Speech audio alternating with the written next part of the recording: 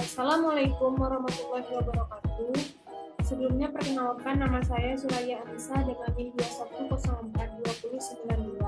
Pada kesempatan ini saya ingin menjelaskan materi pada mata kuliah Sistem Administrasi Negara di pertemuan 13, yaitu mengenai perencanaan pembangunan.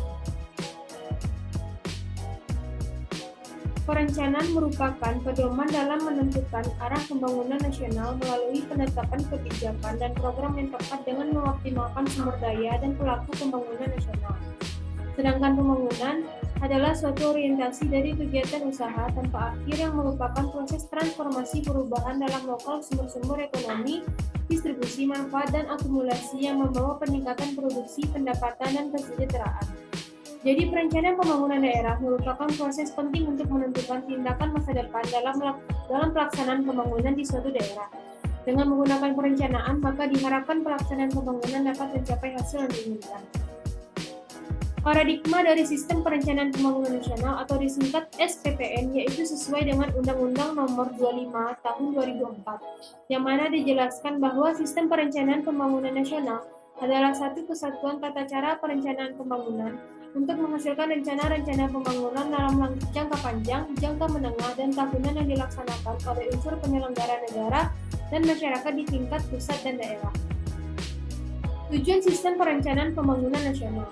Yang pertama yaitu mendukung koordinasi antar pelaku pembangunan, menjamin terciptanya integrasi, sinkronisasi, dan sinergik baik antar daerah maupun antara pusat dan daerah. Yang ketiga, menjamin keterkaitan dan konsistensi antara perencanaan, penganggaran, pelaksanaan, dan pengawasan. Yang keempat, mengoptimalkan partisipasi masyarakat. Dan yang kelima, menjamin tercapainya penggunaan sumber daya secara efisien, efektif, berkeadilan, dan berkelanjutan. Mengapa perencanaan pembangunan itu diperlukan? Perencanaan pembangunan diperlukan karena 3 faktor, yaitu yang pertama adanya kegagalan mekanisme pasar, yang kedua ketidakpastian di masa mendatang, dan yang ketiga untuk memberikan arah pembangunan yang jelas. Peran pemerintah dalam perencanaan pembangunan terdapat 3. Yang pertama itu sebagai pengalokasi sumber-sumber daya yang dimiliki oleh negara untuk pembangunan. Yang kedua, penciptaan stabilisasi ekonomi melalui kebijakan fiskal dan moneter. Serta yang ketiga yaitu sebagai pendistribusi sumber daya. Selanjutnya itu mengenai proses perencanaan pembangunan di tingkat pusat dan daerah. Perencanaan pembangunan di Indonesia secara sungguh-sungguh dimulai sejak era Orde Baru, karena pada masa sebelumnya teknik perencanaan belum berkembang dengan baik.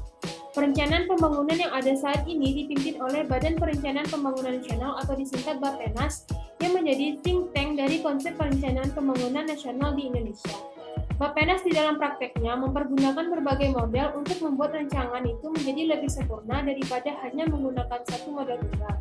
Dalam perkembangannya, untuk memahami perencanaan pembangunan di Indonesia lebih fokus dan dapat dilakukan pada perencanaan jangka pendek atau secara spesifik. Dalam SPPN terdapat 4 proses pendekatan perencanaan, yaitu pendekatan politik, pendekatan teknokratis, pendekatan partisipatif, pendekatan top-down, dan bottom-up.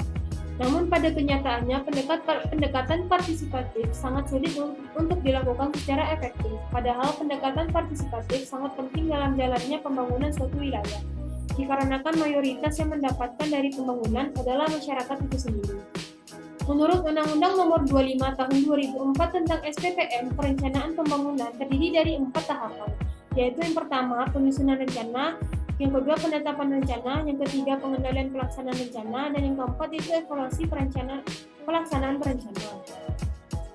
Dalam proses perencanaan pembangunan, partisipasi masyarakat itu sangat penting dikarenakan yang pertama, partisipasi masyarakat merupakan suatu alat guna memperoleh informasi mengenai kondisi, kebutuhan, dan sikap masyarakat setempat. Yang kedua, masyarakat akan lebih mempercayai program kegiatan pembangunan apabila mereka dilibatkan dalam persiapan dan perencanaannya. Yang ketiga, mendorong partisipasi umum karena akan timbul anggapan bahwa merupakan suatu hak demokrasi bila masyarakat dilibatkan dalam pembangunan. Hal tersebut berkaitan dengan pendekatan partisipatif dalam Undang-Undang Nomor 25 Tahun 2004 yang berbunyi, melibatkan masyarakat atau stakeholders dan menyelaraskan rencana pembangunan yang dihasilkan masing-masing jenjang pemerintahan melalui musyawarah perencanaan pembangunan atau disingkat Musrenbang. Dalam kegiatan musrenbang tersebut diperlukan sinergi antara pemerintah daerah serta masyarakat untuk menciptakan suatu kegiatan yang melibatkan keduanya, agar tercipta keseimbangan kewenangan antara pemerintah dan masyarakat. Hal tersebut dilakukan agar tercapainya peningkatan kinerja demi kemajuan pembangunan suatu daerah, baik dari tingkat desa atau kelurahan, kecamatan, kabupaten atau kota, provinsi, dan regional sampai tingkat nasional. Selanjutnya yaitu mengenai organ atau lembaga yang terlibat dalam perencanaan pembangunan. Kementerian Perencanaan Pembangunan Nasional Republik Indonesia atau Badan Perencanaan Pembangunan Nasional disingkat Kementerian PPN atau Bappenas adalah lembaga yang mempunyai tugas menyelenggarakan urusan pemerintah di bidang perencanaan pembangunan nasional untuk membantu Presiden dalam menyelenggarakan pemerintahan negara. Dalam melaksanakan tugasnya, Kementerian PPN menggunakan unit organisasi dan sumber daya di lingkungan Badan Perencanaan Pembangunan Nasional. Kementerian PPN atau Bappenas berada di bawah dan bertanggung jawab kepada Presiden.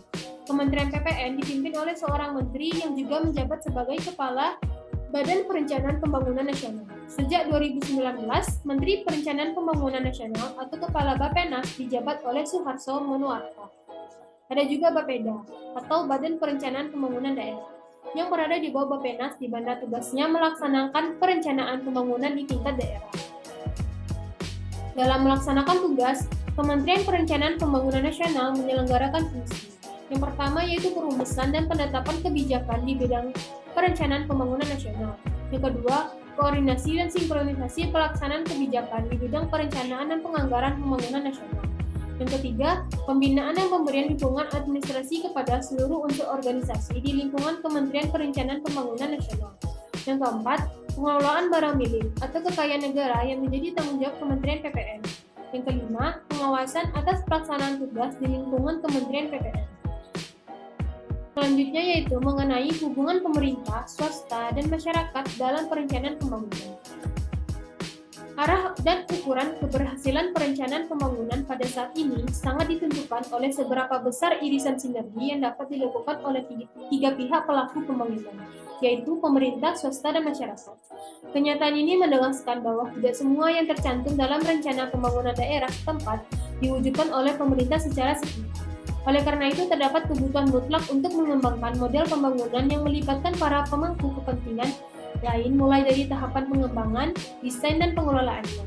Salah satu caranya yaitu dengan melakukan pendekatan kemitraan pemerintah, swasta, masyarakat atau Public-Private Community Partnership atau disingkat dengan PPCP.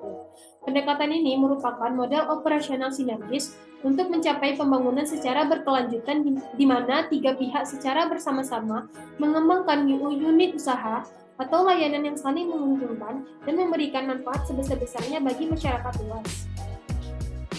Dalam kerangka tersebut, sektor swasta akan mendapatkan keuntungan dalam jangka panjang dengan inklusivitas berimbang antara rantai produsen dan konsumen. Sektor publik akan mendapatkan keuntungan dengan tambahan sumber daya dan nilai investasi serta keterjaminan partisipasi dan kepemilikan para pihak. Sedangkan masyarakat akan memperoleh manfaat dengan perolehan keterampilan, pengetahuan, dan teknologi baru. Jadi oleh karena itu, hubungan antara pemerintah swasta dan masyarakat itu sangat penting perannya demi tercapainya pembangunan yang berhasil dan berkualitas serta memberikan manfaat yang baik bagi seluruh masyarakat. Selanjutnya yaitu mengenai mainstreaming SDGs dalam pembangunan di Indonesia.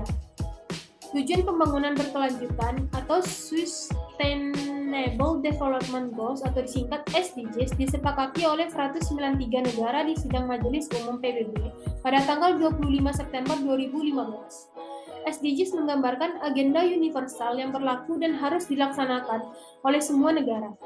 Indonesia turut mengadopsi dan melaksanakan konsep SDGs untuk tercapainya pada tahun 2030. SDGs berisi 17 tujuan dan 169 target yang diharapkan dapat dicapai pada tahun 2030. Beberapa tujuan utama SDGs diantaranya meliputi kehidupan tanpa kemiskinan hingga kesetaraan gender. SDGs mengakomodasi masalah-masalah pembangunan secara lebih komprehensif, baik kualitatif maupun kuantitatif, dan menargetkan penyelesaian tuntas terhadap setiap tujuan dan sasarannya. SDGs membawa 5 prinsip-prinsip mendasar yang menyeimbangkan dimensi ekonomi, sosial, dan lingkungan, yaitu yang pertama manusia, yang kedua bumi, yang ketiga kemakmuran, yang keempat perdamaian, dan yang kelima yaitu kerjasama. Belajar dari pengalaman MDG sebelumnya, Indonesia kini berusaha menghindari keterlambatan pengimplementasian SDGs. Sebelumnya, pelaksanaan MDGs di Indonesia mengalami keterlambatan 10 tahun dari pengesahannya di tahun 2000. Pemerintah Indonesia menjelaskan bahwa keterlambatan ini disebabkan karena Indonesia masih dalam pemulihan situasi ekonomi pasca krisis 1998. Implementasi SDGs menjadi komitmen negara terhadap rakyat Indonesia dan komitmen Indonesia terhadap masyarakat global. Di bawah pimpinan Kementerian Perencanaan Pembangunan Nasional dan dengan kerjasama erat dari berbagai pemangku kepentingan, Indonesia memulai upaya-upaya intensif untuk mengintegrasikan SDGs lebih lanjut ke dalam rencana pembangunan nasional dan subnasional dengan ketersediaan alokasi anggaran untuk pembangunan berkesinambungan dan konsisten dengan konteks setempat. Lokalisasi SDGs dilakukan dengan 3 penekanan: pengaruh utamaan, percepatan pencapaian SDGs, dan dukungan kebijakan atau mainstreaming acceleration of SDGs attainment and policy supports atau MAPS yang dapat diterapkan secara bersamaan. Kegagalan Indonesia mencapai sejumlah target tujuan pembangunan milenium pada tahun 2015 harus menjadi sebuah pelajaran. Dengan persiapan lebih panjang dan matang, cita-cita tujuan pembangunan berkelanjutan guna mewujudkan kesejahteraan ekonomi, sosial, dan lingkungan yang berkeadilan pada tahun 2030 itu bisa tercapai. Peranan aktif pemerintah merupakan modal utama bagi tercapainya pelaksanaan dan pencapaian SDGs di Indonesia. Maka, kali ini pemerintah Indonesia telah menunjukkan keseriusan pelaksanaan SDGs yang tepat waktu, diawali dengan hadirnya Wakil Presiden Yusuf Kala dalam sidang umum PBB untuk penandatanganan SDGs pada September 2015 lalu. Baiklah, sekian penjelasan materi dari saya. Jika ada kata-kata saya yang salah, saya mohon maaf. Saya akhiri dengan wabillahi taufiq wa hidayah. Wassalamualaikum warahmatullahi wabarakatuh. Terima kasih.